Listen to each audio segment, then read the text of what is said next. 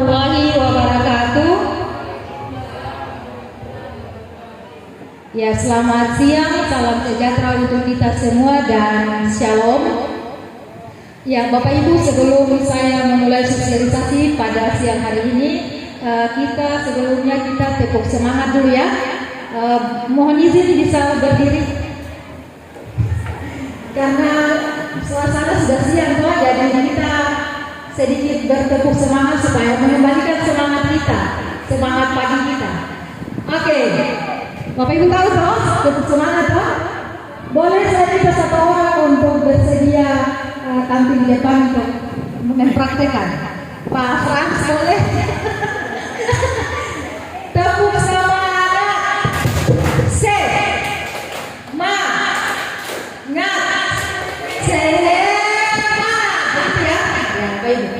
Adakah yang bisa coba diwin? Kalau sudah diwin. Ya, oke. 1, 2, 3. Tepuk semangat.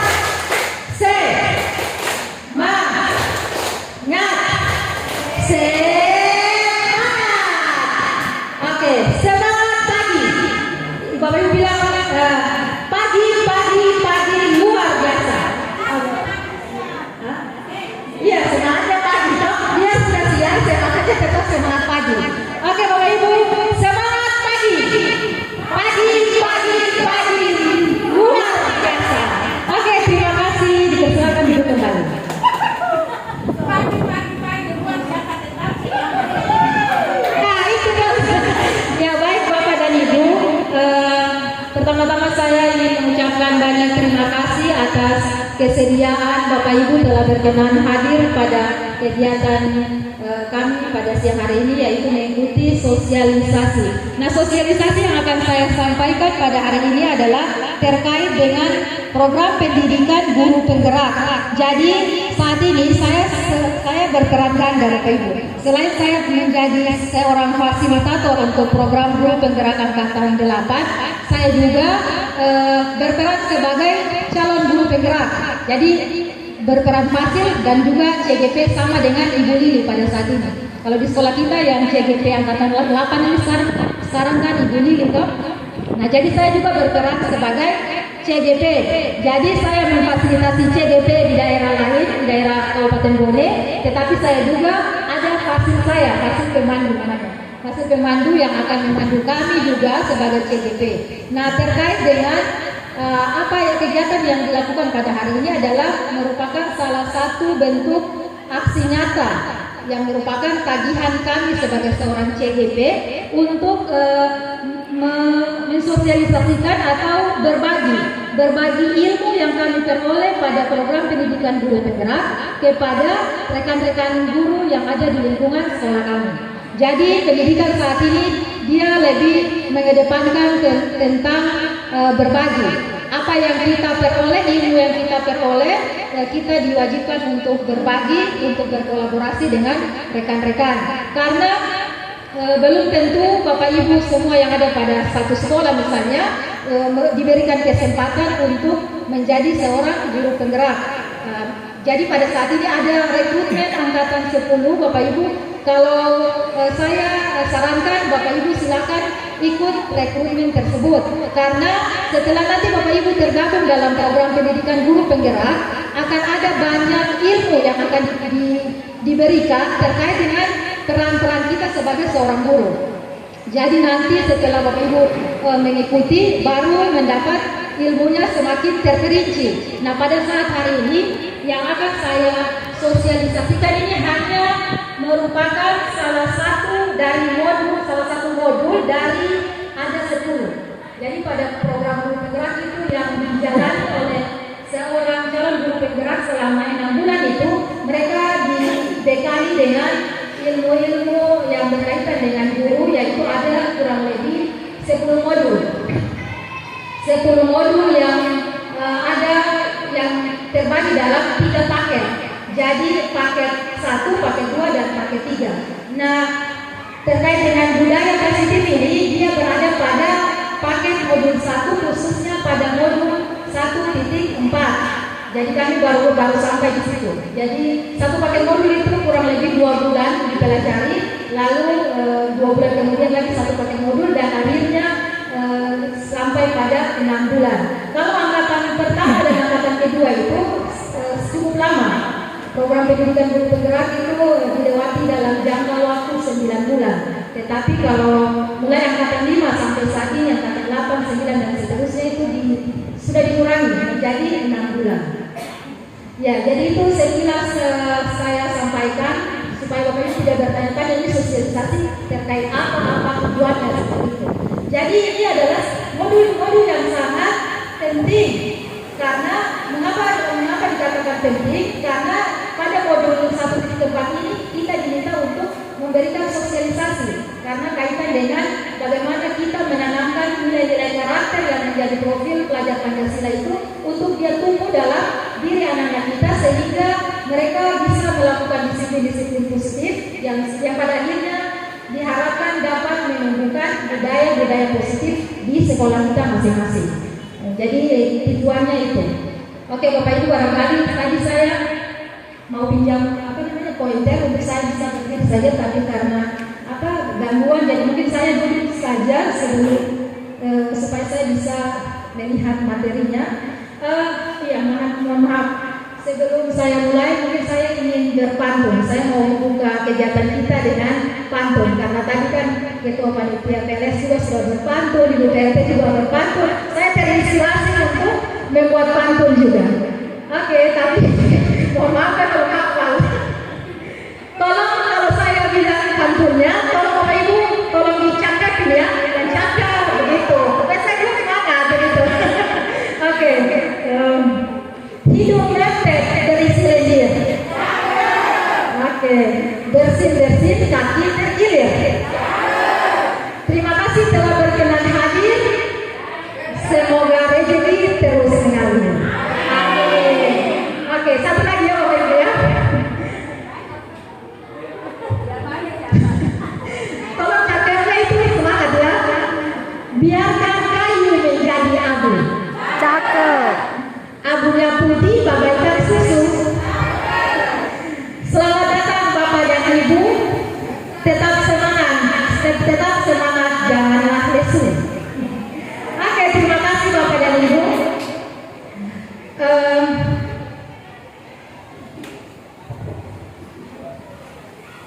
Oke, baik Bapak dan Ibu. Saya mau buat ice breaking, tapi nanti ya di tengah dulu. Ya, salam dan bahagia Bapak dan Ibu. Ini adalah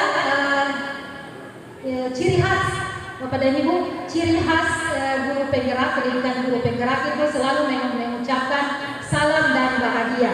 Artinya adalah kami memberikan salam, mendoakan kepada Bapak Ibu, lalu ketika Bapak Ibu menjawab salam, artinya Bapak Ibu juga kembali mendoakan kami yang memberikan salam, dan harapannya adalah Bapak Ibu bisa terus bahagia, sehingga anak-anak yang Bapak Ibu ajarkan juga akan bahagia.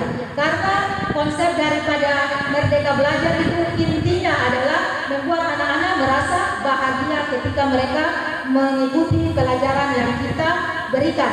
Nah, bagaimana anak-anak mau bahagia kalau misalnya kita sendiri tidak bahagia? Jadi intinya adalah kita merasa bahagia dulu, baru kita bisa buat anak-anak kita menjadi bahagia. Jadi seperti itu. Jadi ini merupakan salam ciri khas salam guru penggerak. Oke Bapak Ibu, saya mohon untuk kita sama-sama hadirkan diri seutuhnya kita, pikiran, perasaan kita untuk ada dalam ruangan ini, fokus untuk mengikuti sosialisasi ini. Jadi misalnya ada yang jangan sampai ada fisiknya di sini, ada pemikirannya yang lain-lain. Ini teknik mindfulness namanya, teknik semacam meditasi begitu. Jadi kita berusaha untuk menghadirkan pikiran, perasaan seutuhnya diri kita ke kegiatan yang sedang kita lakukan. Jadi benar-benar hadir dalam kegiatan ini. Oke. Bapak Ibu, saya mau bertanya sedikit, apakah Bapak Ibu pada saat ini merasa gembira? Bahagia kasih? Alhamdulillah. Semua apa? Ya, oke, lanjut ya. Oke. Modul yang atau sosialisasi materi yang saya mau sampaikan pada hari ini adalah terkait dengan budaya positif. Ya, saya next. Nah, biasanya menjadi salah satu hal yang sangat penting pada pendidikan saat ini, ada salah satu hal ini adalah kesepakatan belajar. Jadi kalau yang sudah mengikut program guru penggerak, mereka sudah tahu di setiap kegiatan dan nantinya akan diharapkan untuk diterapkan di kelas kita masing-masing, yaitu harus ada kesepakatan belajar. Jadi dihilangkan itu yang namanya peraturan. Tidak lagi namanya peraturan, nanti sebentar kalau kita akan bahas terkait dengan itu. Peraturan itu syarat dicoba untuk dihilangkan dengan diganti dengan kesepakatan atau keyakinan kelas atau kesepakatan. Kalau saat ini yang saya lakukan kesepakatan belajar, artinya kita sama-sama ada di ruangan ini, kita sama-sama belajar, Bapak Ibu. Jadi untuk kesepakatan belajar ini, kalau peraturan itu kan dia berpihak, guru saja yang membuat tanpa melibatkan siswa. Jadi siswa tinggal mengikuti apa maunya guru. Tetapi kalau keyakinan atau kesepakatan kelas, siswa kita libatkan. Dan dalam hal kegiatan ini saya libatkan juga misalnya Bapak Ibu sebagai peserta untuk kita sama-sama membuat kesepakatan kita pada saat mengikuti kegiatan ini. Misalnya yang pertama, siapa mau usulkan ini artinya aturan yang akan kita jalankan pada saat sesi sosialisasi ini. Misalnya kesepakatan belajar ya. Siapa bisa usul satu kalimat, misalnya mengikuti kegiatan sosialisasi sampai selesai, itu salah satu contoh. Saya ketik ya, setuju juga itu kesepakatannya. Boleh bisa tolong dipikir yang lainnya untuk saya isi di nomor kedua.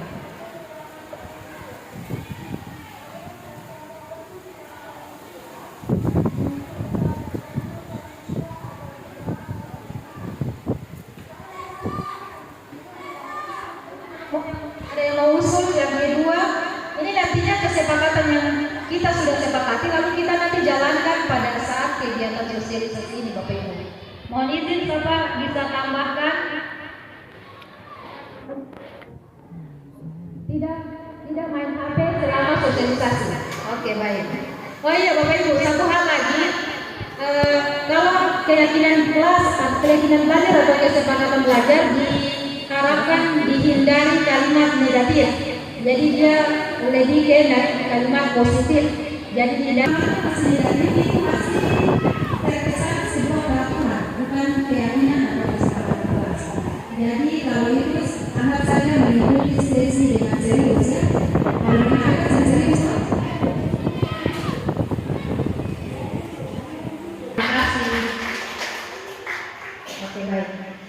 Kemudian kesepakatan belajar atau kesepakatan kelas diharapkan jangan terlalu banyak supaya anak-anak kita juga gampang ingat. Kalau terlalu banyak nanti mereka bingung, oh ini apa keyakinan kelas saya apa gitu. Oke, baik Bapak dan Ibu, agenda kita pada sosialisasi hari ini ada 6, yaitu pembukaan kita sudah lewati bersama. Yang kedua doa dan ice breaking, ini kita ambil dulu ya, sebentar kita berdoa dulu. Lalu materi budaya positif, tanya jawab, refleksi dan penutup. Ya, baik Bapak dan Ibu, marilah sama-sama kita berdoa untuk memulai kegiatan kita pada hari ini. Kita berdoa menurut keyakinan dan kita masing-masing. Berdoa dimulai.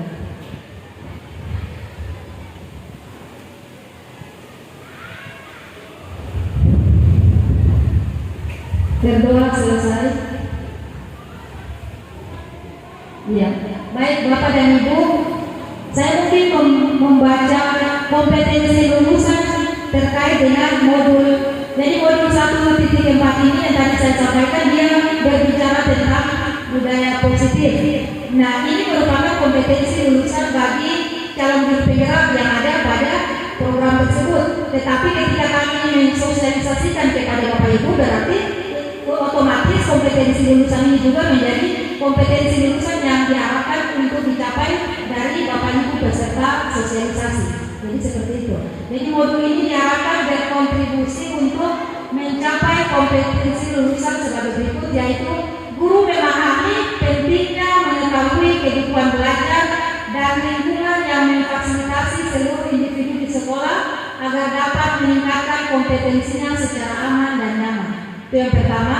Lalu yang kedua, guru mampu menggerakkan komunitas sekolah untuk bersama-sama mengembangkan dan mewujudkan visi sekolah yang berpihak pada murid dan berlandaskan nilai-nilai kebajikan universal.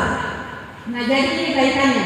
Kaitan budaya positif itu kaitannya dengan nilai-nilai kebajikan universal yang salah satunya adalah profil pelajar Pancasila tersebut. Ya, oke, kita lanjut. Nah, ada capaian umum dan capaian khusus daripada materi ini, yaitu pertama, Bapak Ibu diharapkan memahami konsep pendidikan menurut Ki Hajar Dewantara dihubungkan dengan konsep budaya dan lingkungan positif di sekolah yang berpihak pada murid. Jadi Bapak Ibu, pendidikan saat ini berlandaskan pada filosofi pemikiran tokoh pendidikan kita, yaitu Bapak Ki Hajar Dewantara. Makanya ada di sini muncul menurut Ki Hajar Dewantara. Jadi kalau menurut ketika kita sudah mempelajari filosofi pemikiran Bapak Ki Hajar Dewantara, di situ disampaikan bahwa kita sebagai guru itu adalah fungsinya untuk menuntun anak. Jadi menuntun anak dengan segala bakat, potensi dan kodratnya masing-masing, lalu mendekati anak dengan penuh rasa kasih sayang. Itu yang merupakan salah satu pemikiran KHD. Lalu yang kedua, melakukan evaluasi dan refleksi tentang praktik disiplin dalam pendidikan Indonesia secara umum untuk mendapatkan pemahaman baru mengenai konsep disiplin positif untuk menciptakan murid dengan profil pelajar Pancasila. Jadi kurikulum Merdeka saat ini kan intinya adalah mewujudkan profil pelajar. Yang ketiga adalah memahami peran sebagai guru untuk membangun budaya positif dengan menerapkan konsep disiplin positif dalam berinteraksi dengan murid. Nah, jadi Bapak Ibu, tugas kita, peran kita sebagai guru diharapkan dapat membangun budaya-budaya positif, yaitu dengan menanamkan nilai-nilai kebajikan universal tersebut, lalu sehingga anak itu dia akan terbiasa melakukan disiplin positif, dan nantinya ketika anak sudah terbiasa melakukan disiplin positif, maka dengan sendirinya budaya positif itu akan muncul di sekolah kita masing-masing. Salah satu contoh misalnya kita terapkan kebiasaan 5S contoh, senyum, sapa, sopan, salam, dan santun itu. Kalau dibiasakan, pastinya lama-kelamaan akan berbudaya. Tetapi kalau tidak dibiasakan, lama-lama hilang. Tidak anak-anak, jadi berpengaruh kepada karakter siswa. Nah, kemudian capaian khusus dari modul 1.4 ini adalah yang pertama, mendemonstrasikan pemahaman mengenai konsep-konsep budaya positif. Nah, konsep-konsep ini yang nantinya saya akan sosialisasikan kepada Bapak dan Ibu. Kurang lebih ada 6 konsep. Jadi cukup padat materi di modul ini. Yang kedua, menerapkan strategi disiplin positif yang memerdekakan murid untuk menciptakan ekosistem sekolah aman dan berpihak pada anak.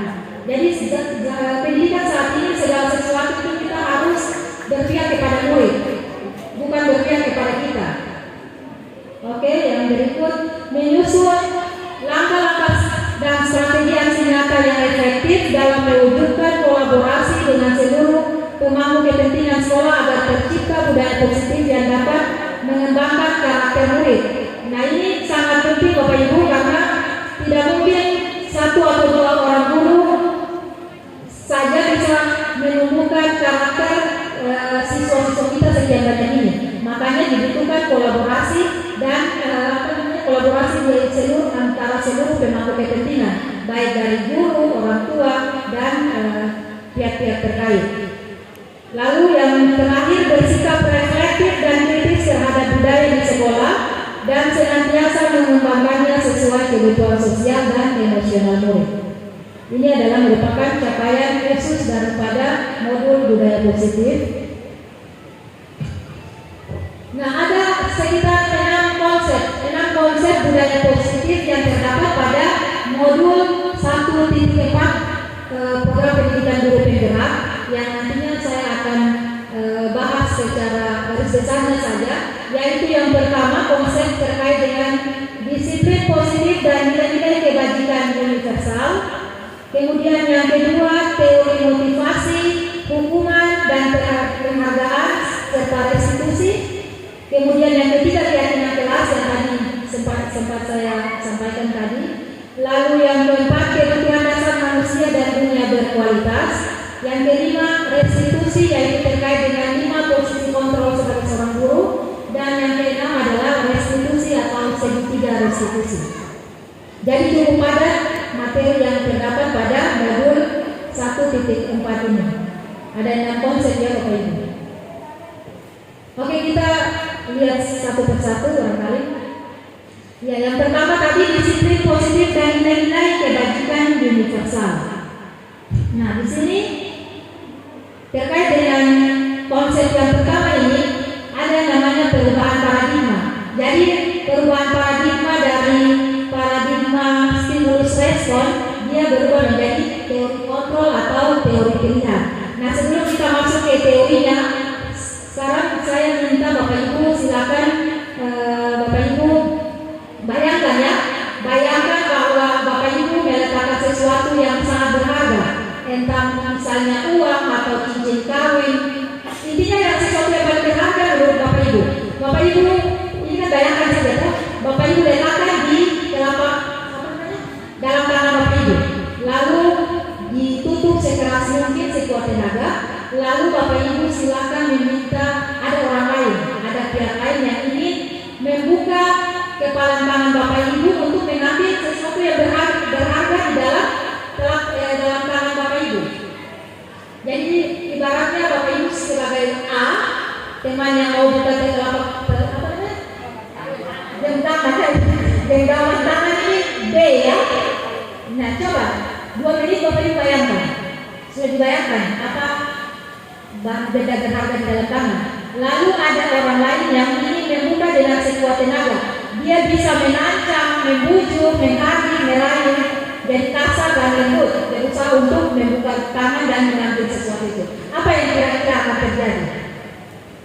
Kira-kira Bapak Ibu mau membuka atau bersedia untuk membuka tangan atau menutup? Ya? Ya? Iya. Kalau Bapak saya apa? Bersedia buka, lalu kasih. Misalnya Bapak saya ada pegang emas 20 gram di dalam tangan toh, lalu Bapak coba buka, Bapak saya mau buka untuk kasih. Oke, baik Bapak Ibu. Intinya adalah tentunya jawaban dari Ibu dan Bapak pastinya akan bervariasi. Ada yang mungkin ini kan yang ingin membuka telapak tangan kita kan bisa merayu, menghadik, mengancam dan sebagainya itu. Jadi bisa saja kita membuka dan bisa saja kita tidak bersedia untuk membuka genggaman tangan kita, tergantung kebutuhan kita pada saat itu, kebutuhan kita masing-masing pada saat itu. Jadi inti daripada kegiatan ini adalah bahwa yang dapat mengontrol diri kita adalah diri kita sendiri. Tidak ada orang lain yang bisa mengontrol diri kita. Kita mau buka atau genggaman tangan kita atau menutup itu kan tergantung kita. Sekalipun dipaksa, kalau kita sendiri tidak mau membuka, berarti orang lain tidak bisa mengontrol diri kita. Nah, intinya adalah seperti itu.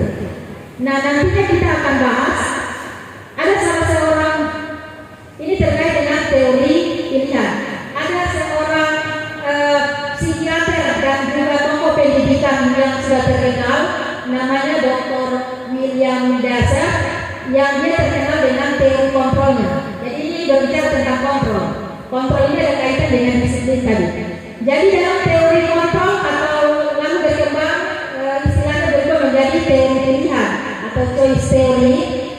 Di situ ada 4 ilusi.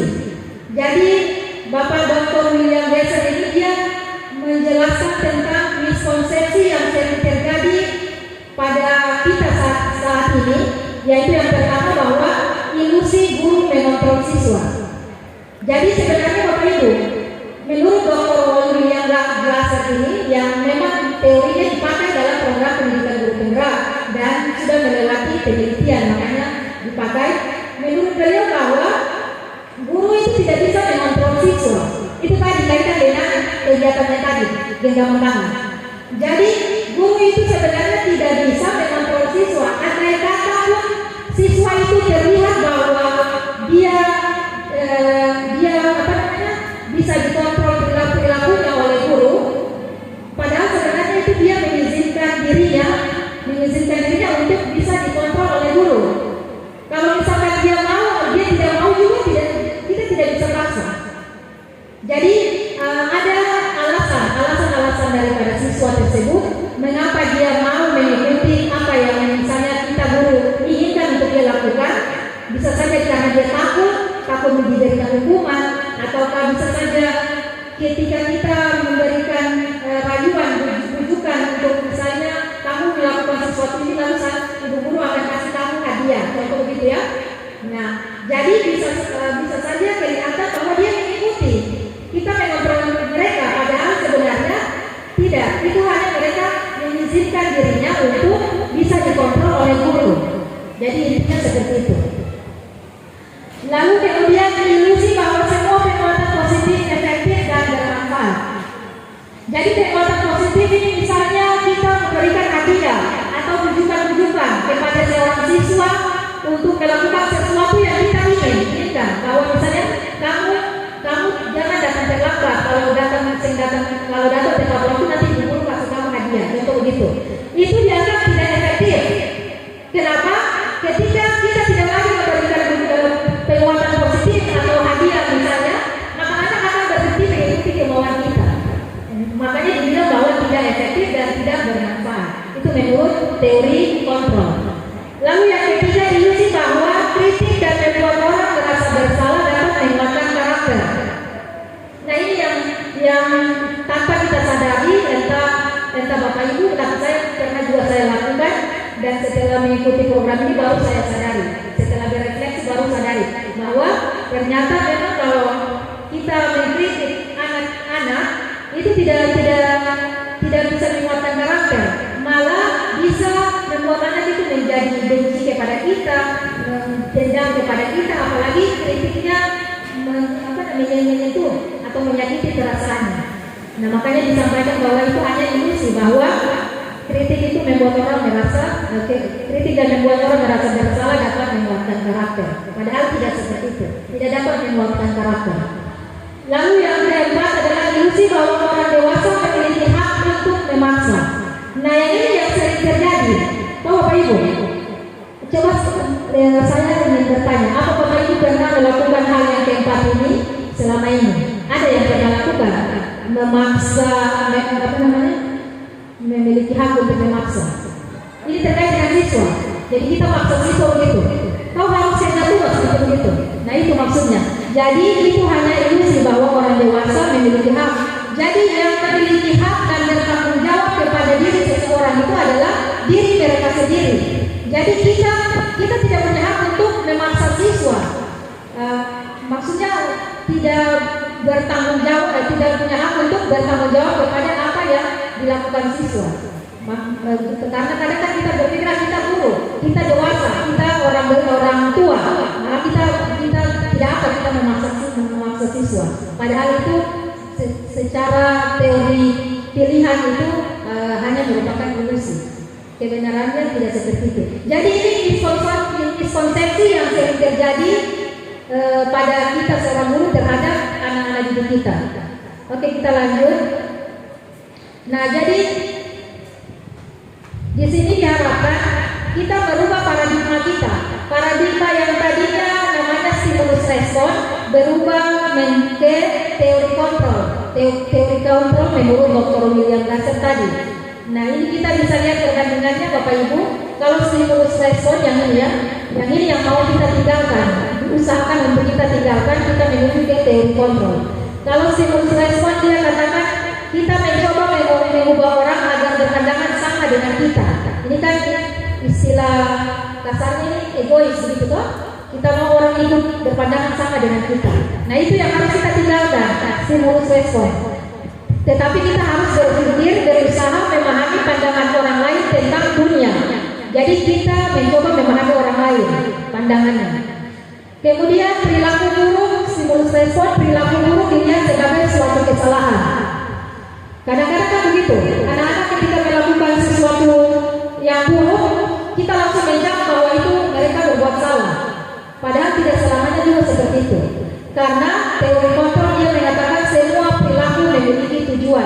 Jadi Bapak Ibu, anak-anak kita itu, ketika mereka melanggar sesuatu atau melakukan kesalahan, itu pasti ada tujuan.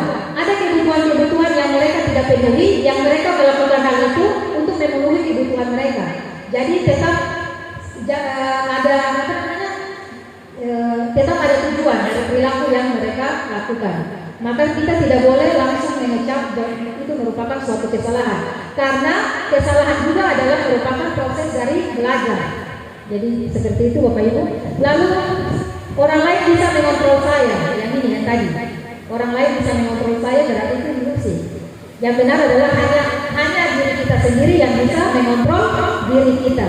Terus saya bisa mengontrol orang lain, kebalikan. Tidak seperti itu. Tetapi Anda tidak bisa mengontrol orang lain, gitu ya. Bapak Ibu sepakat kan? Nanti sebentar baru kita diskusi.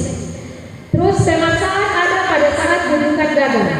Sedangkan teori kontrol, kolaborasi dan konsensus menciptakan pilihan-pilihan baru. Nah ini diharapkan kolaborasi.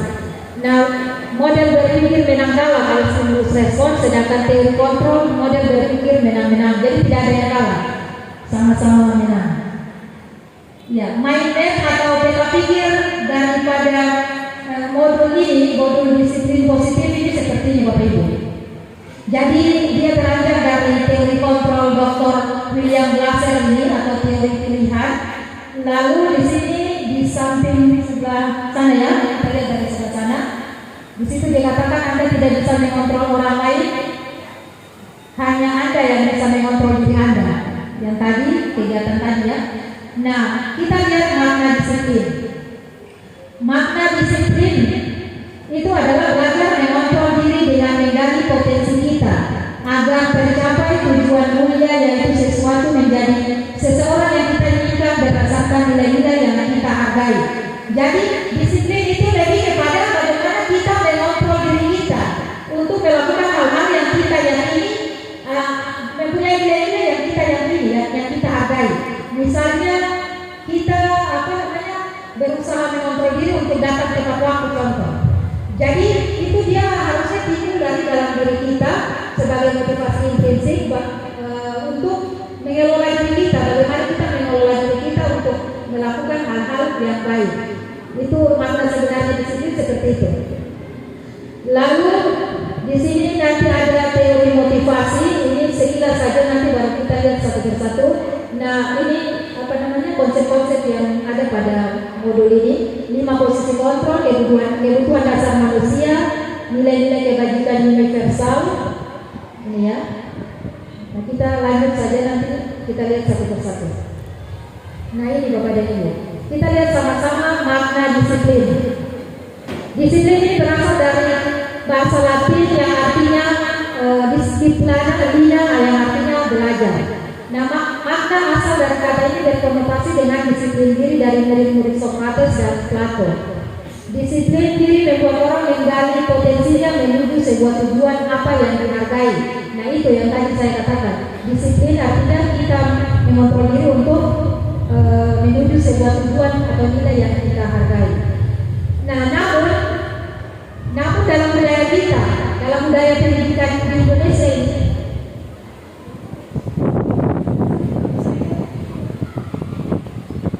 yang terjadi selama ini adalah dalam budaya kita di Indonesia ini, makna kata disiplin telah berubah menjadi sesuatu yang dilakukan seseorang pada orang lain untuk mendapatkan kepatuhan.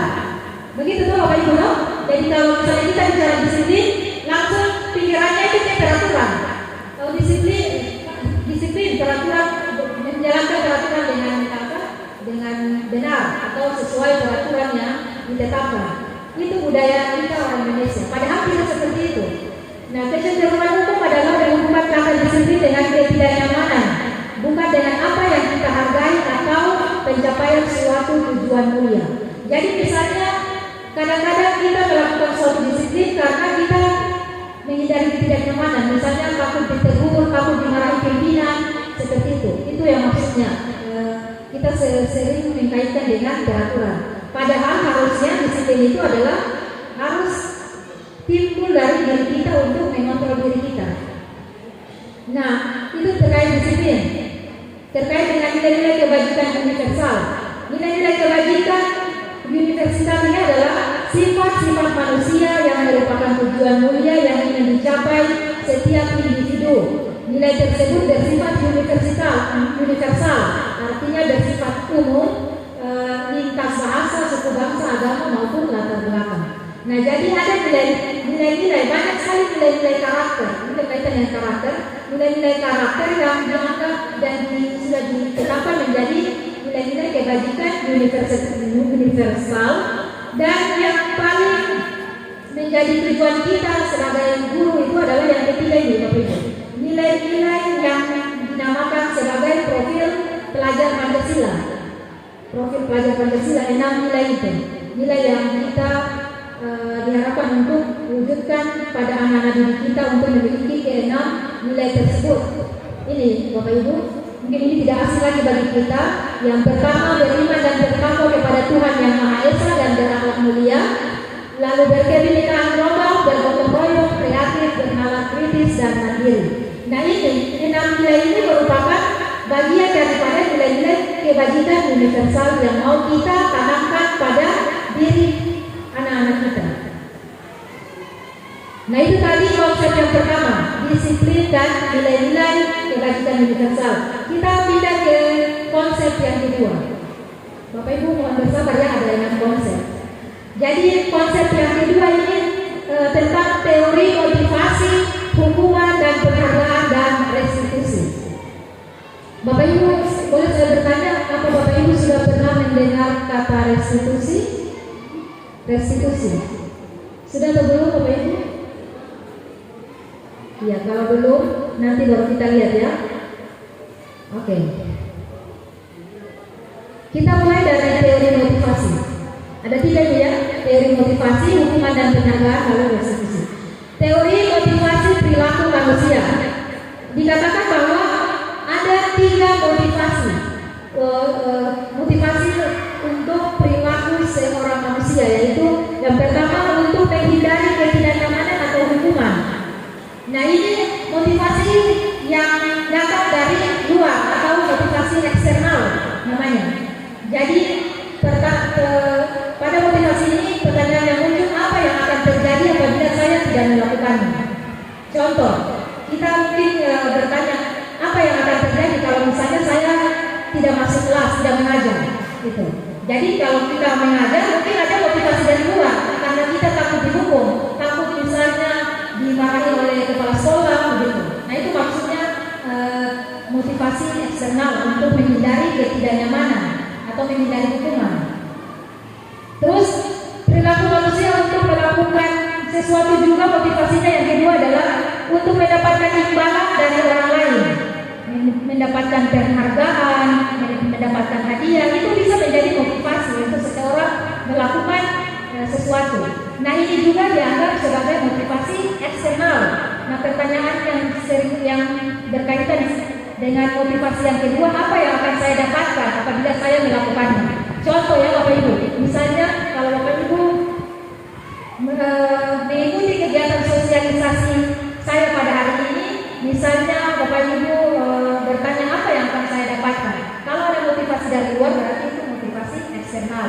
Nah, yang diharapkan adalah ketika kita maupun anak kita tanamkan untuk ketika melakukan sesuatu atau perilaku baik atau disiplin positif, itu harus motivasinya itu dia muncul dari dalam diri, bukan terpengaruh oleh motivasi dari luar. Itu yang namanya motivasi internal. Yang ketiga ini tujuan, ini yang menjadi tujuan disiplin positif yang tadi. Jadi ketika melakukan sesuatu itu, siswa atau kita akan bertanya, saya akan menjadi orang yang seperti apa bila saya melakukannya. Jadi ada nilai-nilai yang kita percaya, yang kita inginkan, dia akan ada dalam diri kita untuk kita melakukan sesuatu. Misalnya kalau kita datang tepat waktu ke sekolah, itu memang kita menghargai bahwa memang nilai tepat waktu, nilai tanggung jawab itu sangat penting bagi kita. Lalu itu yang mendorong kita untuk datang tepat waktu di sekolah, bukan karena kita takut dimarahi oleh kepala sekolah ataukah kita inginkan diberikan penghargaan bahwa merupakan guru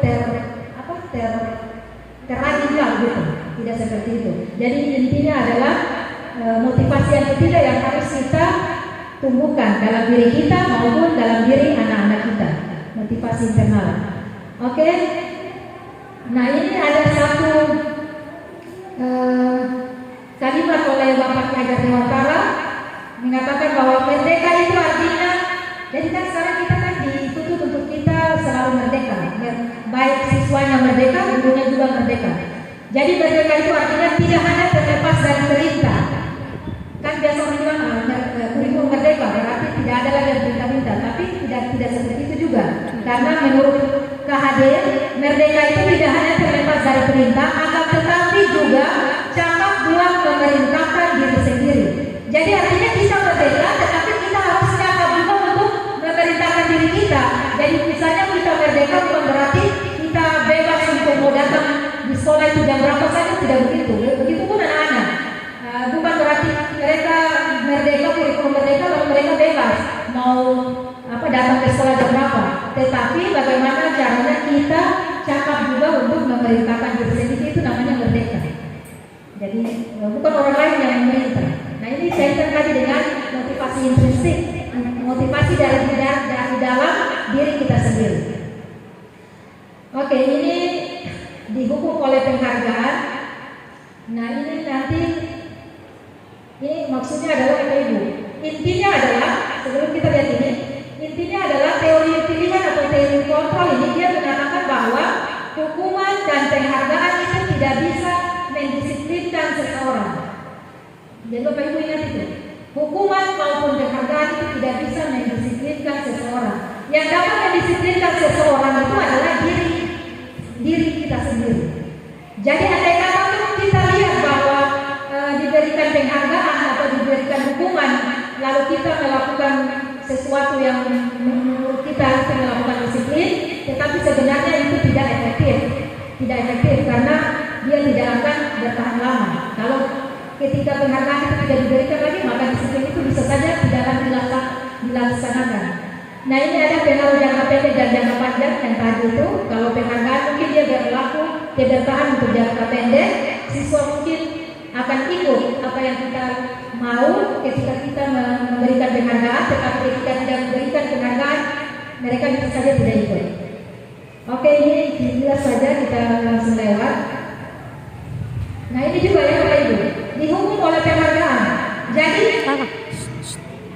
menurut pakar pendidikan ini, bahwa penghargaan yang diberikan kepada siswa itu sebenarnya sama-sama halnya dengan kita memberikan hukuman. Jadi antara kita berikan penghargaan dan kita berikan hukuman itu dua-duanya bersifat sama. Misalnya ini ya, penghargaan menurunkan kualitas. Jadi misalnya diberikan contoh, misalnya ada anak-anak SD kelas 1 contoh baru belajar membaca, ketika mereka baru mengenal huruf-huruf, mereka lagi berbahagia karena sudah bisa membaca, lalu kita tiba-tiba memberikan hadiah, maka itu mengurangi rasa kebahagiaan yang alami yang sedang mereka lakukan, yang sedang mereka rasakan.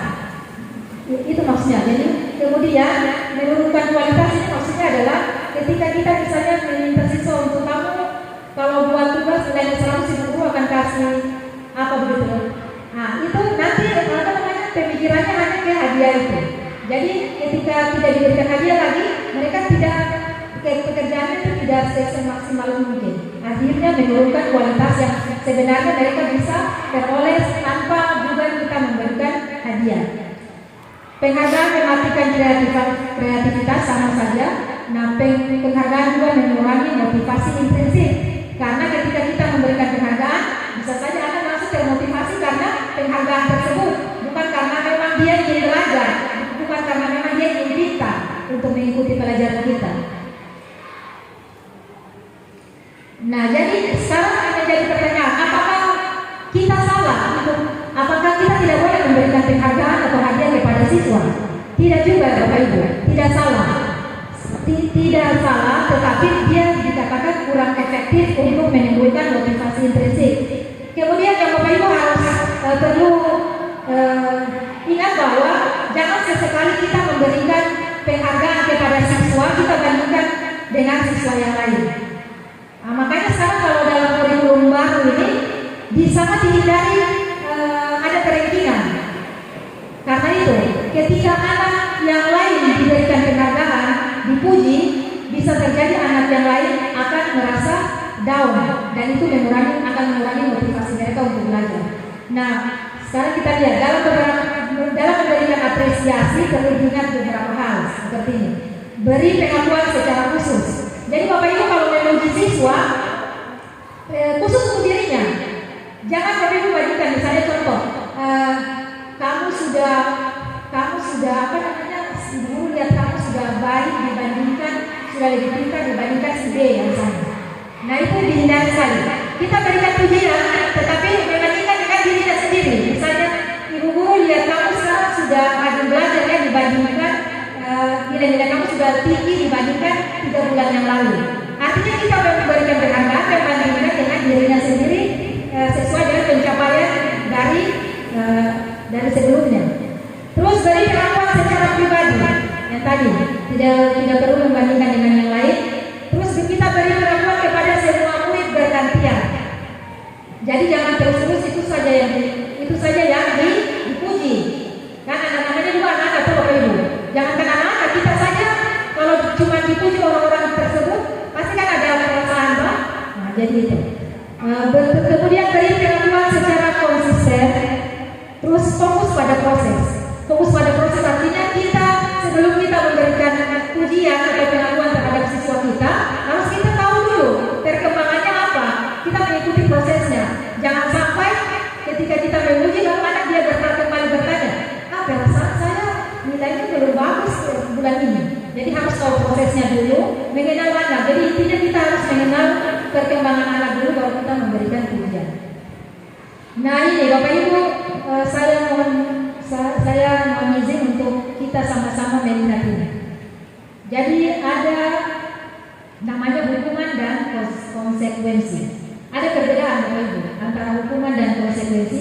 Coba Bapak Ibu silakan melihat kalimat-kalimat ini dan saya akan bertanya apakah kalimat tersebut merupakan hukuman atau konsekuensi. Yang pertama, hukuman atau konsekuensi, Bapak Ibu, mencatat 100 kali di dalam buku kalimat saya tidak akan terlambat lagi karena terlambat ke sekolah.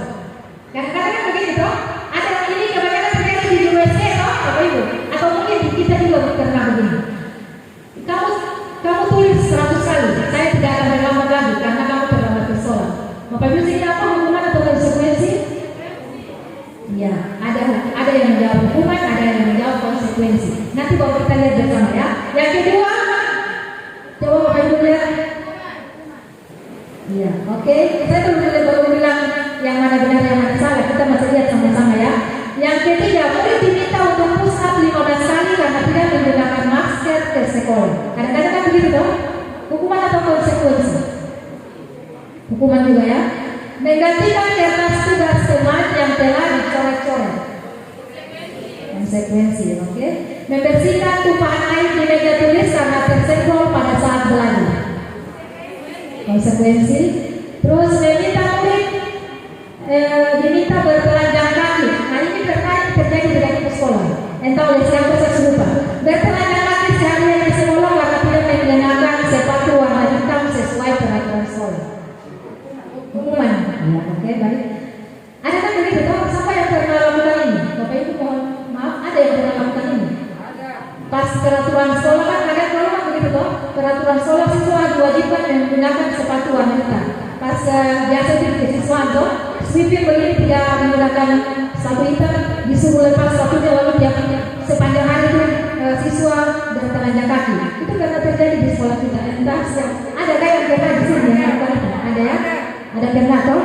Nanti baru kita lihat seperti apa ya.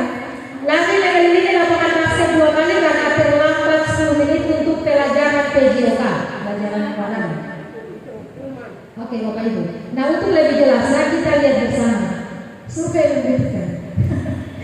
Ya, ini ya Bapak Ibu. Coba kita perhatikan perbedaan antara hukuman dan konsekuensi.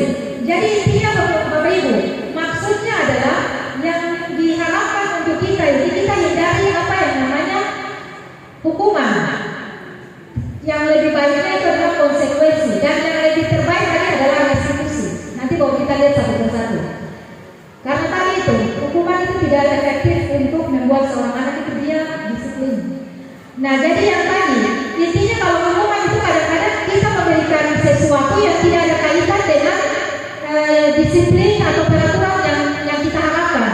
Kayak ini, terlambat 100 kali, memangnya kalau dia tulis 100 kalimat itu, dia akan mengubah dia untuk bisa disiplin waktu. Kira-kira bisa tersen? Tidak mungkin dong, belum tentu. Paling yang dapat cuma capek, terus dia rasa jengkel dengan ibu gurunya. Ih, buku ini paling ini capek tangan saja. Kan begitu dong? Nah itu hukuman. Kemudian ini juga, lari 2 kali karena terlambat hadir di sekolah. Memangnya kalau dihukum dia lari, kira-kira besok dia datang sekolah, dia akan lari lalu tidak terlambat. Belum tentu juga dong. Jadi ini tidak ada kaitan hukuman. Jadi makanya namanya hukuman. Pusat 15 kali menggunakan masker ini yang paling tidak nyambung. Tidak pakai masker disuruh pusat, tidak nyambung toh. Harusnya kita tanamkan kepada siswa sehingga mereka menyadari pentingnya bahwa memakai masker itu penting untuk kesehatan dan seperti itu. Masa corona dulu misalnya contoh gitu. Terus, nah ini merupakan konsekuensi. Nah konsekuensi artinya sudah ada dibicarakan. Kita sudah membahas peraturan tersebut kepada siswa. Misalnya kalau kamu tidak membuat tugas, nanti kamu dapat apa? Itu namanya konsekuensi. Sehingga anak itu dia akan tahu ketika dia melakukan kesalahan itu dia akan mendapat apa. Kalau hukuman tidak, secara tiba-tiba saja. Nah kemudian konsekuensi ini dia berkaitan dengan pelanggaran yang dilakukan. Kayak ini toh. Konsekuensi dia membuat anak lebih bertanggung jawab terhadap apa yang pelanggaran yang dilakukan. Membersihkan tumpahan air yang tersenggol. Kan dia sendiri sudah menumpahkan air, jadi dia harus membersihkan. Nah itu konsekuensi, karena ada kaitan toh. Oke, Bapak Ibu sebagian besar jawabannya sudah benar. Jadi saya berpikir Bapak Ibu sudah bisa dengan baik membedakan antara apa yang namanya hukuman dan konsekuensi. Nah seperti ini. Ini perbedaannya untuk lebih jelasnya. Hukuman itu sesuatu yang menyakitkan harus terjadi. Kalau konsekuensi sesuatu harus terjadi saja, tidak perlu dia harus sakit, tidak perlu anak merasa sakit. Terus membuat anak sakit fisik maupun hati. Ketika dihukum, anak bisa saja sakit hati atau ketika kita menangkap mereka juga bisa sakit fisik. Sedangkan konsekuensi membuat anak merasa tidak nyaman dalam jangka waktu pendek. Dia hanya jangka waktu pendek saja, tapi dia tidak akan sakit hati seperti itu ya. Nah, kalau hukuman anak membenci kedisiplinan, konsekuensi anak menghargai disiplin. Hukuman terlihat sebagai suatu paksaan, kalau konsekuensi ada stimulus tanggapan. Ya, oke, dan seterusnya. Nah, kita lihat yang paling terakhir Bapak Ibu. Kalau hukuman itu bisa saja anak menjadi marah ketika kita berikan hukuman, anak menjadi marah, ini kan memang terjadi Bapak Ibu. Rasa bersalah, dipermalukan, merasa tak dihargai. Nah konsekuensi kehilangan hak, dibuat tidak nyaman, diasingkan untuk sementara. Jadi belum terlalu bagus juga kalau konsekuensi. Yang paling bagus itu nanti kita lihat itu namanya restitusi. Jadi hukuman, konsekuensi yang paling bagus itu adalah apa yang namanya restitusi. Nah apa itu restitusi? Restitusi ini adalah proses menciptakan kondisi bagi murid untuk memperbaiki kesalahan mereka, sehingga mereka bisa kembali pada kelompok mereka dengan karakter yang lebih kuat. Jadi restitusi juga merupakan proses kolaboratif yang mengajarkan murid untuk mencari solusi untuk masalah mereka dan membantu murid berpikir tentang orang seperti apa yang mereka ingin menjadi atau tujuan mulia yang ingin mereka capai dan bagaimana mereka harus memperlakukan orang lain. Nah ini yang namanya restitusi. Jadi dalam restitusi itu nanti ada 3 tahap, nanti akan kita lihat sebentar nanti yang namanya segitiga restitusi. Bagaimana seorang guru itu dia menerapkan apa yang namanya restitusi. Ada apa namanya tahapan-tahapannya. Jadi intinya adalah restitusi itu kita membuat siswa kita itu menyadari sendiri nilai-nilai yang dinamakan nilai kebajikan itu, lalu dia akan bertanggung jawab terhadap pelanggaran yang dia lakukan. Jadi intinya seperti itu. Kemudian dia akan mencari solusi sendiri, bukan kita yang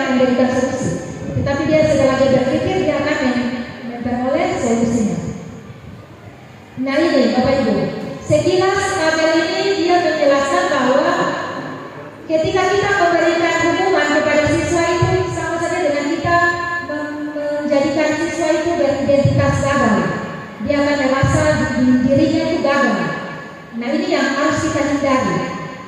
Harusnya itu yang kita lakukan adalah antara konsekuensi atau restitusi. Dua hal ini merupakan identitas sukses. Ini terkait dengan disiplin. Jadi konsekuensi konsekuensi masih normal. Yang paling bagus adalah restitusi. Nah ini ya. Nanti ya kita lihat. Seperti itu konsep yang kedua. Nah sekarang kita masuk pada konsep yang ketiga tentang keyakinan kelas. Nah sekarang ini kita diharapkan nantinya Bapak Ibu, kalau Bapak Ibu sebagai wali kelas nanti tolong nanti setelah masuk, sebelum proses belajar mengajar, nanti bersama-sama siswa untuk membuat kesepakatan kelas yang nantinya untuk dijalankan di dalam kelas tersebut. Itu nanti melibatkan siswa untuk memberikan kesepakatannya atau keyakinannya. Jadi bukan peraturan kelas, keyakinan kelas. Kenapa harus keyakinan? Nah di sini, mengapa tidak peraturan saja? Kan begitu. Mengapa tidak peraturan saja? Mengapa harus keyakinan kelas? Nah contoh ya, mengapa kita memiliki peraturan harus menggunakan helm bila mengendarai kendaraan roda 2? Kan ada peraturan. Kadang-kadang kan kalau kita lihat apa namanya lantas di jalanan itu baru kita pakai helm. Berarti motivasi yang Bapak Ibu lakukan itu bukan karena memang Bapak Ibu menghargai bahwa helm itu dia berguna, bermanfaat bagi kita untuk keselamatan, loh. Tetapi karena motivasinya karena takut lantas. Nah ini menghindari hukuman yang tadi, menghindari ketidaknyamanan. Berarti Bapak Ibu dianggap belum disiplin kalau yang motivasinya dari luar. Nah seperti itu ya. Mengapa kita memiliki peraturan ini? Mengapa kita memiliki peraturan harus datang tepat waktu pada saat mengikuti pelatihan? Nah jadi untuk mendukung motivasi intrinsik, kembali ke nilai-nilai atau keyakinan yang lebih menggerakkan seseorang dibandingkan mengikuti serangkaian peraturan. Maka nanti anak-anak itu kita ajak untuk mereka yakini bahwa peraturan-peraturan itu memang penting, ada punya nilai-nilai yang dituju, bukan hanya mengikuti peraturan karena takut dihukum. Intinya begitu ya Bapak Ibu. Makanya dinamakan keyakinan kelas, keyakinan, bukan lagi peraturan kelas. Nah ini dia beranjak dari peraturan kelas, di sini dia berubah naik menjadi keyakinan kelas. Artinya keyakinan kelas ini berisi peraturan kelas juga, tetapi istilahnya lebih ke keyakinan dan caranya berbeda ya. Kalau keyakinan ini kita melibatkan siswa untuk bersama-sama menyusun. Kemudian keyakinan kelas ini nantinya diharapkan akan menciptakan lingkungan positif. Karena ketika anak sudah melakukan disiplin melakukan peraturan tersebut, pastinya akan timbul lingkungan positif dan nantinya akan tercipta budaya positif yang diharapkan. Budaya positif mulai dari kelas sampai ke lingkungan sekolah kita. Nah ini contoh ya, contoh kesepakatan kelas, kita lewat saja. Nah yang ini Bapak Ibu, kita lihat sekilas peraturan, misalnya selalu kembalikan buku ke tempatnya. Ini peraturan. Sekarang kita ubah dengan ini keyakinan kelas, ada rasa nilai tanggung jawab di situ. Nah kalau peraturannya dilarang mengganggu orang lain, nah ini yang harus dihindari, kalimat negatif. Lebih ke kalimat negatif kalau peraturan. Tetapi bisa diganti dengan kalimat menghormati orang lain. Kalau menghormati orang lain kan tentunya pasti dia tidak akan mengganggu orang lain. Nah ini merupakan contoh saja, kita mungkin lewat saja. Nah itu sekilas tentang keyakinan kelas. Lalu kemudian konsep yang keempat, yaitu tentang kebutuhan dasar manusia dan dunia berkualitas.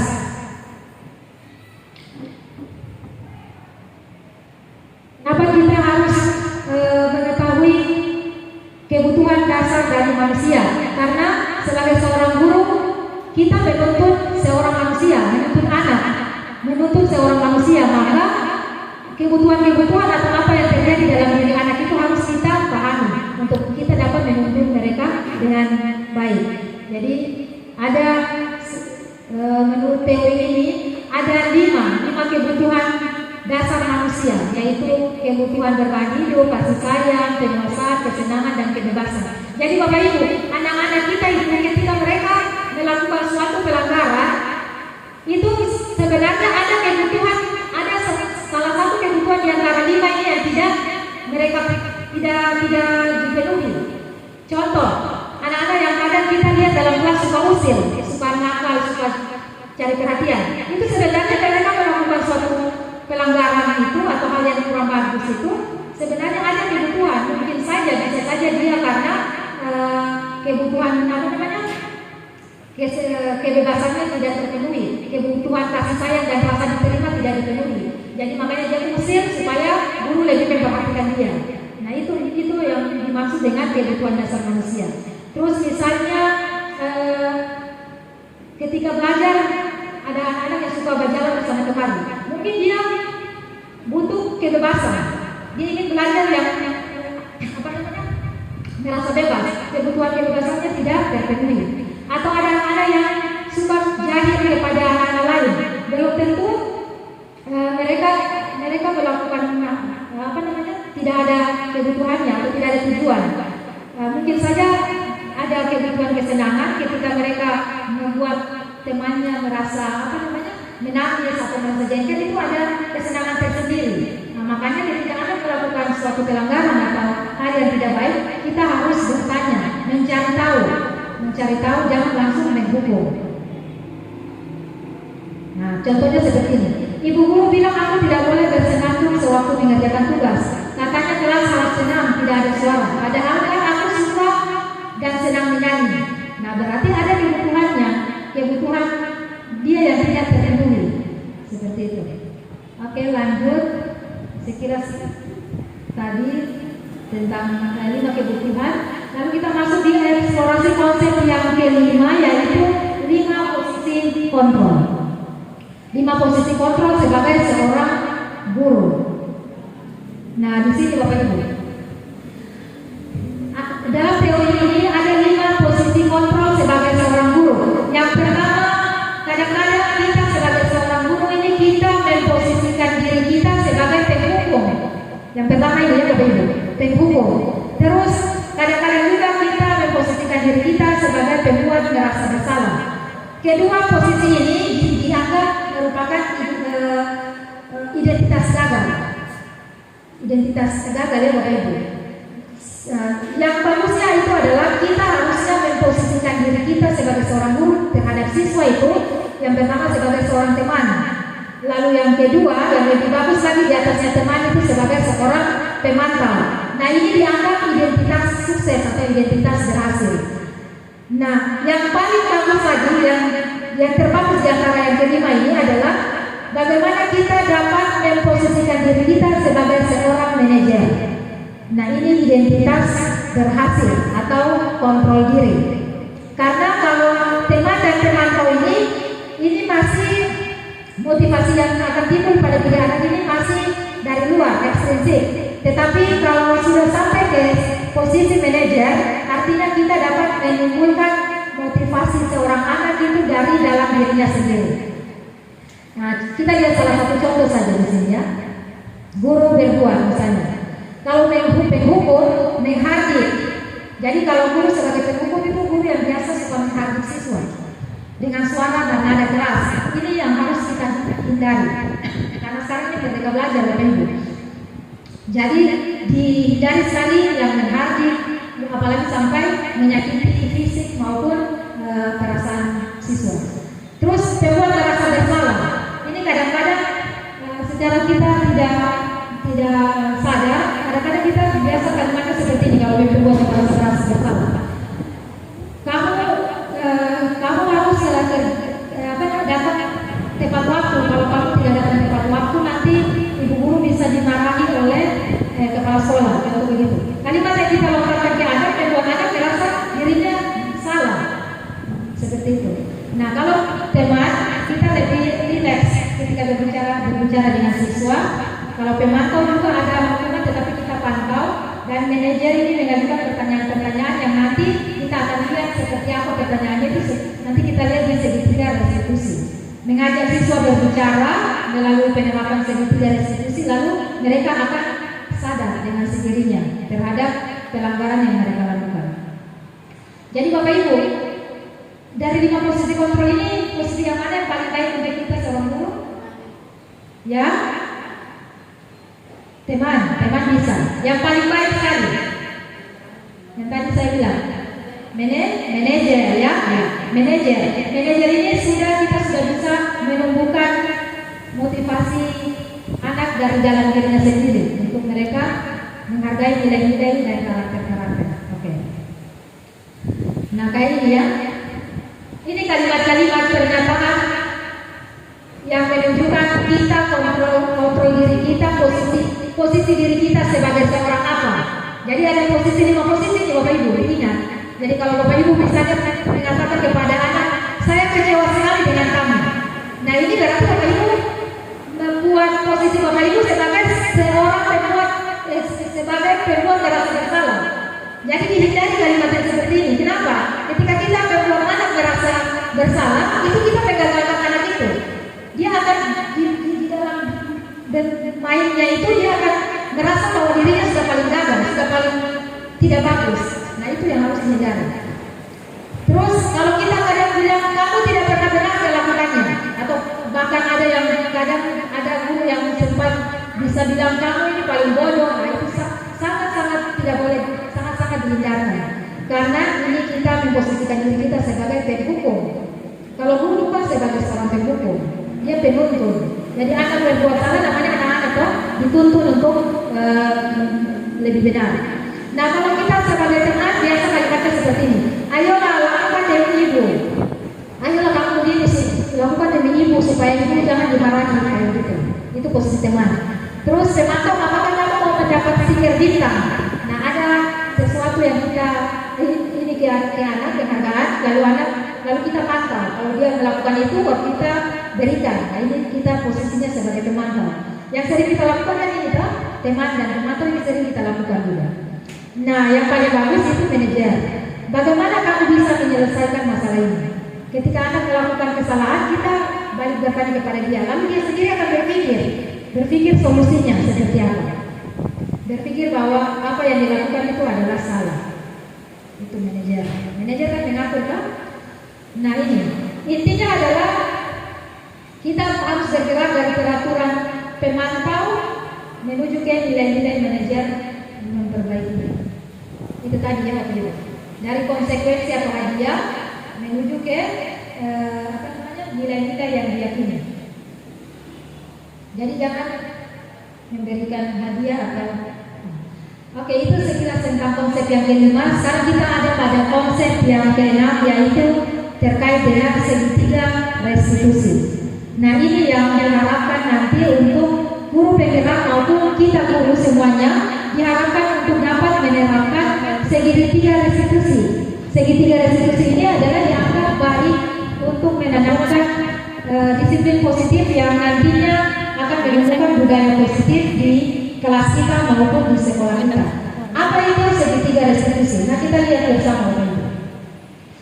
Jadi kalau Bapak Ibu masuk guru penggerak, dibahas lagi lebih mendalam.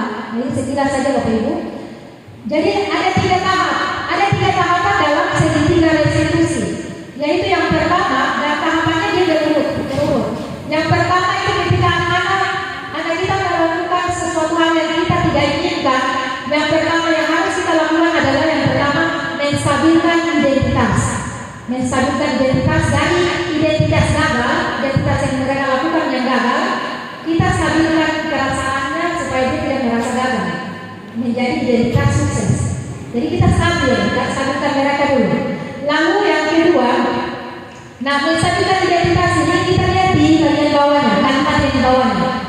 Jadi ketika anak melakukan kesalahan, kita jangan datang-datang langsung bermaaf, atau bahkan ada sebagian guru ketika anak melakukan kesalahan datang-datang langsung menampar. Nah itu tidak efektif, tidak akan merubah anak itu menjadi lebih baik. Bahkan dia akan menimbulkan rasa benci, rasa dendam kepada kita. Harus ketika anak melakukan suatu pelanggaran, kita stabilkan perasaan mereka dulu. Jangan anak-anak, kita orang dewasa itu kan begitu. Coba kalau Bapak Ibu malas masuk mengajar di kelas, ketika langsung ditegur kepala sekolah, ini kamu ini kok malas di depan umum, pasti kan ada rasa tidak senang kok. Tetapi bagaimana kalau ditegur dengan halus? Misalnya kalimatnya begini, setiap orang pasti pernah melakukan kesalahan. Terus bisa juga menstabilkan dengan kalimat, kamu bukan satu-satunya orang yang pernah melakukan hal ini. Sehingga anak itu dia merasa bahwa dia tidak terlalu buruk, dia tidak terlalu gagal. Nah ketika dia sudah stabil dulu emosinya, baru kita masuk ke tahap yang kedua. Tahap kedua yaitu validasi kebutuhan. Menanyakan tindakan yang salah. Menanyakan kepada anak, kenapa kamu melakukan itu? Kenapa kamu jahat kepada teman kamu? Kenapa kamu buat si A ini menangis di kelas? Nah, mulai berdialog, mencari tahu, dan nantinya ketika kita menanyakan dengan nada yang lembut, mencari tahu seperti itu, anak dengan sendirinya akan menyampaikan apa permasalahannya. Nah, ini kembali lagi ke kebutuhan dasar manusia tadi. Mungkin saja dia melakukan hal itu karena ingin cari perhatian atau ingin merasa senang karena dia temannya menangis. Nah, seperti itu. Nah, setelah kita mengetahui kebutuhan mereka itu apa, kenapa mereka melakukan hal tersebut, hal tindakan salah tersebut, lalu terakhir kita menanyakan keyakinan. Jadi bukan kita langsung bilang kamu tidak boleh begitu, tetapi kita kembali bertanya kepada siswanya untuk menanyakan keyakinan mereka dengan kalimat misalnya seperti ini. Kamu ingin menjadi orang yang seperti apa? Pastinya kan anak-anak tidak akan mungkin bilang saya ingin jadi anak yang jahat. Kan tidak mungkin toh ketika kita ditanya, kita menanyakan mereka seperti itu. Terus nilai-nilai apa yang telah kita sepakat? Nah ini makanya di sebelum ini harus dibuat kesepakatan dulu, kesepakatan kelas misalnya ya. Nah setelah mereka sudah tahu bahwa saling menghormati di antara sesama. Nah kita kembali mengingatkan kembali keyakinan yang mereka sudah buat itu. Nilai-nilai apa yang kita telah sepakati. Setelah mereka sudah ingat, sudah sampaikan, oh kita harus saling menghormati, tidak saling mengganggu. Nah baru kita beranjak ke kalimat-kalimat yang lain. Dan pada akhirnya kita tuntut mereka untuk mereka menyadari kesalahannya dan menemukan solusi atau menyadari kesalahannya untuk tidak lagi melakukan hal yang sama. Ini namanya segitiga restitusi Bapak Ibu. Jadi Bapak Ibu kalau anak-anak melakukan pelanggaran, diharapkan untuk kita menerapkan apa yang namanya segitiga restitusi ini ya Bapak Ibu. Bisa tak? Bisa ya? Mudah-mudahan bisa. Jadi kita hindari yang langsung memberikan hukuman dan membuat anak merasa ya gagal dan tidak. Nah ini apa namanya kanal YouTube terkait dengan ini ya, kita lewat saja. Nah ini yang tadi kita sudah bahas. Jadi tahapan yang pertama menstabilkan identitas. Guru berkata ini contoh ya Bapak Ibu. Jadi menstabilkan identitas ini membuat anak merasa gagal karena berbuat salah menjadi positif terhadap dirinya, sehingga mereka tidak lagi menganggap bahwa dirinya itu negatif. Nah jadi guru bisa berkata berbuat salah itu hal yang manusiawi, tidak ada manusia yang sempurna. Ini contoh-contoh Bapak Ibu ya, supaya Bapak Ibu terapkan di siswa. Bapak Ibu juga buat salah, kan kamu menunjukkan anak atau guru juga pernah berbuat salah toh? Bapak Ibu juga pernah buat salah, kita pasti bisa menyelesaikan permasalahan ini. Bapak Ibu tidak tertarik untuk mencari tahu siapa yang benar dan siapa yang salah. Jadi anak-anak ketika ada yang berkelahi, jangan kita lalu mencari tahu oh, kamu yang salah, kamu yang benar. Jangan. Harus sama-sama kita adil. Bapak Ibu lebih tertarik untuk menyelesaikan masalah. Nah kalau kamu menyalahkan dirimu sendiri terus-menerus, apakah kamu bersikap baik pada dirimu sendiri? Ini adalah contoh-contoh kalimat yang bisa kita gunakan untuk menstabilkan identitas siswa dari gagal menjadi sukses atau positif. Nah ini kemudian ini contoh-contoh kalimat untuk memvalidasi tahapan yang kedua, validasi kebutuhan atau validasi tindakan yang salah. Jadi membantu murid mengenal kebutuhan dasar yang ingin dipenuhinya ketika melakukan kesalahan itu. Karena tadi menurut teori pilihan bahwa kegiatan yang salah juga memiliki tujuan. Tidak ada anak-anak yang melakukan sesuatu kegiatan yang salah itu tidak ada tujuan, pasti ada tujuan. Nah itu yang kita harus gali, apa sebenarnya kebutuhannya, apa yang kami inginkan. Nah ini kalau kita bisa dengan kalimat, kamu bisa saja melakukan hal yang lebih buruk, tapi kamu tidak melakukannya, kamu pasti punya alasan.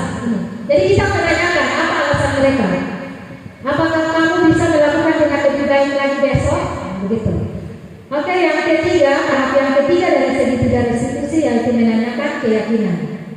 Nah ini anak melihat kesalahannya dihubungkan dengan norma-norma sosial atau budaya sosial yang terkandung di dalamnya nilai-nilai yang mendasari manusia berinteraksi dengan orang lain. Namanya makanya kan namanya budaya sosial atau budaya positif yang untuk kita berinteraksi dengan orang lain. Nah, kita bisa berkata kepada anak apa nilai yang kita percaya di kelas atau sekolah kita, sehingga anak-anak dengan sendirinya berpikir, oh nilai-nilai apa yang penting bagi dirinya, gitu. Terus nilai-nilai universal apa yang telah kita sepakati? Ini kembali ke keyakinan kelas tadi. Kelas yang ideal itu yang seperti apa? Ini contoh-contoh. Kamu ingin jadi anak yang seperti apa? Nah, ini kalimat ini kita bisa tanyakan kepada mereka. Tentunya pasti mereka akan katakan yang baik. Saya ingin jadi anak yang sopan dan sebagainya seperti itu. Oke. Nah, terakhir jangan lupa menanyakan ini. Apa yang kamu rasakan ketika kamu melakukan itu? Kamu menjadi orang yang seperti apa? Jadi intinya adalah segitiga restitusi ini kita membawa anak itu untuk dia menyadari akan pentingnya nilai-nilai yang mereka hargai, lalu membuat mereka melakukan disiplin positif, melakukan perilaku yang positif, sehingga nantinya akan tertanam disiplin positif yang bisa berbudaya dan menjadikan budaya positif itu terwujud atau berkembang di kelas ataupun sekolah kita. Nah, intervensi 30 detik. Intervensi ini bisa membantu murid kembali ke tujuan semula. Jadi dengan cukup singkat, dengan cara non-konfrontatif, pertanyaan-pertanyaan yang diajukan biasanya dikemukakan oleh seorang pemantau dan manajer. Jadi ini kalimat-kalimat yang kita bisa pakai untuk melakukan segitiga restitusi. Ini sama saja dengan yang tadi. Oke. Nah, Bapak Ibu, setiap kita diharapkan menjadi seorang guru ataupun semua orang, bahkan bukan saja guru, sebaiknya kita selalu berefleksi. Refleksi ini intinya adalah untuk kita memperbaiki diri menjadi lebih baik ke depannya dari diri kita yang sebelumnya. Nah, di sini ada 3 pertanyaan tematik untuk sesi refleksi. Ini sesi terakhir biasanya, Bapak Ibu. Sebelum kita masuk di sesi refleksi, apakah ada Bapak Ibu yang ingin bertanya terkait dengan 6 konsep budaya positif yang telah saya sampaikan? Apa ada?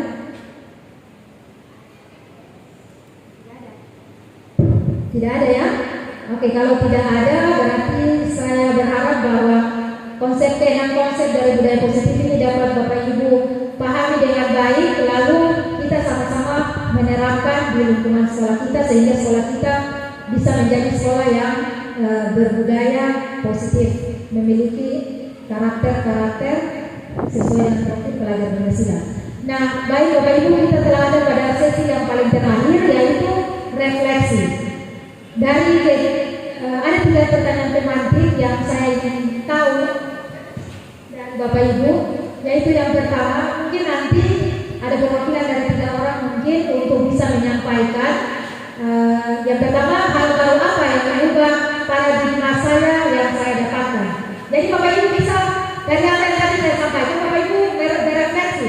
Tadinya saya itu guru yang seperti apa, lalu setelah mendapat materi yang saya sampaikan itu bagaimana gitu ya, hal baru apa yang bisa mengubah paradigma Bapak Ibu. Itu yang pertama, boleh dipikir. Lalu yang kedua, perasaan apa yang muncul selama mengikuti sesi ini, khususnya mengenai makna disiplin dan motivasi intrinsik, motivasi yang ada dan keluar dari dalam diri kita. Ini yang kedua.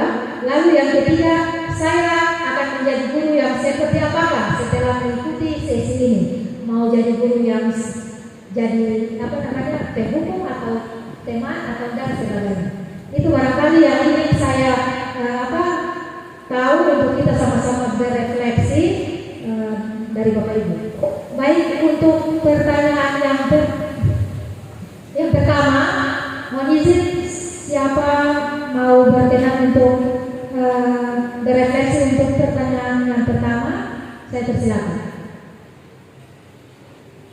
Nanti tolong di video yang Bapak Ibu.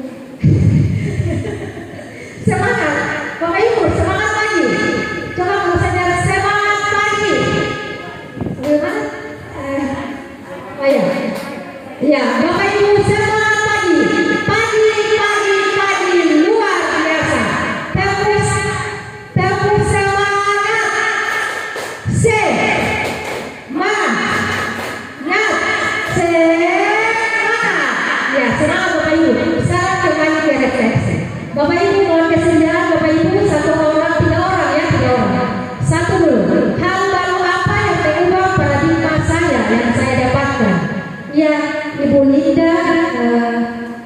dipersilakan